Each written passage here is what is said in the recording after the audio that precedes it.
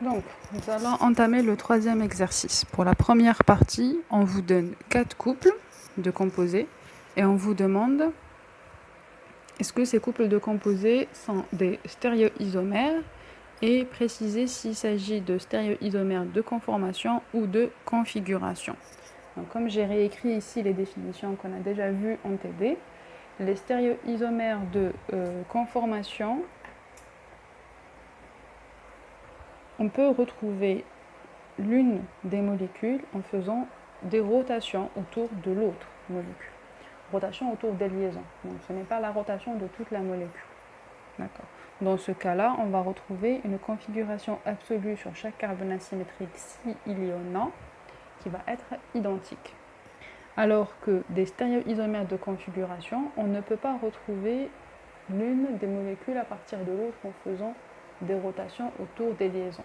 Et dans ce cas, les configurations absolues des carbones asymétriques vont être différentes, soit les deux, soit l'un d'entre les deux, enfin l'un des deux. Donc, ce qu'on va faire déjà, au lieu de s'amuser à imaginer des rotations, on va d'abord faire la configuration absolue. Donc pour le premier carbone, donc c'est celui-ci, il est identique avec celui-là. Et pour le deuxième carbone. Donc si on retrouve les mêmes configurations absolues, ça a de grandes chances d'être des conformères. Là déjà on voit qu'on a des carbones asymétriques. Donc ce qu'on va faire, d'abord on va voir les priorités des groupements. Donc on a carbone, 2 oxygènes pour l'aldéhyde, carbone que des hydrogènes, carbone lié à un carbone et un oxygène. Donc le groupement 1, ça va être celui-ci, le groupement 2 est là, le groupement 3 là, et le groupement 4 ici. Donc nous avons l'aldéhyde qui est numéro 1, numéro 2, numéro 3 et numéro 4. Donc là, la configuration absolue, donc on a le groupement 4 qui est en arrière, donc on va avoir directement la bonne configuration. Donc là, ça va être une configuration R. On vérifie sur le deuxième carbone, ou bien le carbone de l'autre molécule, pour être plus précis. Donc là, vous avez le groupement 4 qui est dans le plan. Donc on va faire une inversion. On va ramener le groupement 3 ici. Donc on va avoir une configuration S plus l'inversion. Donc c'est R. Donc on va avoir une configuration R. Donc sur le premier carbone, nous avons la même configuration absolue. Pour le deuxième carbone, donc vous avez OH, vous avez ici CH3H, donc le groupement H toujours dernier. Voilà.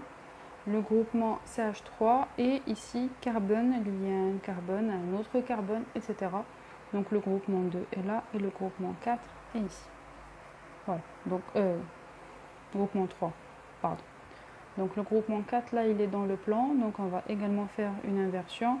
Donc on va avoir 1, 2, 3, donc on va avoir une configuration S plus inversion, ça nous donne la configuration R. Donc là nous allons avoir une configuration absolue R. Ici vous avez 1, 2, 3 avec le groupement 4 qui est déjà à l'arrière du plan, donc nous allons directement avoir la configuration donc R. Donc nous avons les deux configurations qui sont identiques. Donc a priori, ça devrait être des conformères, étant donné qu'on a des carbones asymétriques. Et là, nous n'avons pas la même représentation. Donc il y a des rotations à faire pour retrouver la même molécule. Donc on va dire que c'est des conformères. Ensuite, pour prouver que en effet c'est des conformères, pour être sûr, on redessine.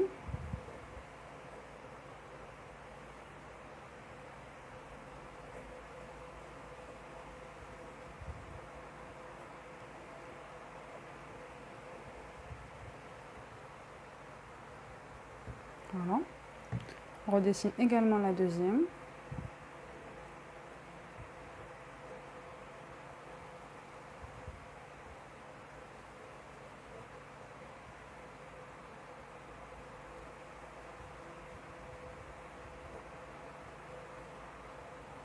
Voilà. Maintenant, on va essayer de passer de ça à ça. Si on y arrive, c'est bon. Si on n'y arrive pas, Bon, pour la première, donc là, nous avons cette liaison-là, on va la garder, qui sera fixe tout le temps. Celle-ci, donc c'est la liaison principale. Voilà. Donc, dans un premier lieu, on va chercher à avoir ce groupement ici. Donc là, nous avons la fonction aldéhyde qui est à l'arrière du plan, en avant du plan. Ici, elle est dans le plan. D'accord. Ici, la fonction H est à l'arrière, ici dans le plan, et là, le CH3 à l'avant. Donc, on va d'abord voir les rotations les plus simples. Est-ce qu'on peut avoir une rotation de 120? Donc, on a déjà dit que la rotation de 120, les liaisons ne changent pas. Déjà là, on observe bien que la position des différentes liaisons est la même. Liaison simple, dans le plan, avant, avant, arrière, arrière. Maintenant, on va voir. Donc, si on prend celui-là, on lui fait une 120. Donc, l'aldéhyde, il vient ici, c'est bon. Le CH3, il vient ici, c'est bon. Donc, c'est bel et bien une rotation de 120 degrés. Donc, on retrouve déjà ce carbone. Maintenant, on va voir comment on va retrouver cette partie-là. Donc, déjà là, on observe qu'on n'a pas les mêmes positions pour les liaisons. Ils sont chacun dans un côté différent. On va d'abord chercher est-ce qu'on peut avoir une 180. Donc impossible, ce n'est pas une 180 parce que le groupement qu'il y a là n'est pas le même qu'il y a ici. Vice versa. Donc si on avait le même groupement avec une inversion que de ces liaisons-là, ça serait une 180. Là, on n'a pas les mêmes groupements. Donc ça ne peut être qu'une 60 degrés. Si c'est possible. Donc là, on va essayer. Donc là, nous avons le CH3 qui est en arrière. Ici, il est dans le plan. Donc si on fait une 60 degrés, dans ce sens, on va avoir la CH3 qui vient ici. La liaison qui est en avant, elle va être encore plus en avant, mais un peu décalée. Et celle qui est en avant, dans le plan, elle va se retrouver en arrière. Donc c'est bel et bien une 60 degrés. Donc c'est bel et bien déconformé. Quand vous ne maîtrisez pas la 60, vous essayez d'avoir 220. Une liaison 120, une rotation 120 et une rotation 180. Donc une première rotation de façon à avoir le groupement CH3 ici. Donc on va faire une rotation de 120 degrés.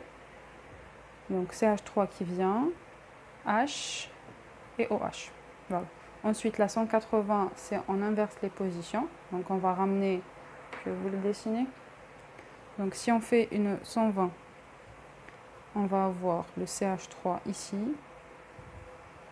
le OH qui prend la place du CH3 et l'hydrogène qui prend la place du OH. Ensuite, on fait une rotation de 180 de façon à avoir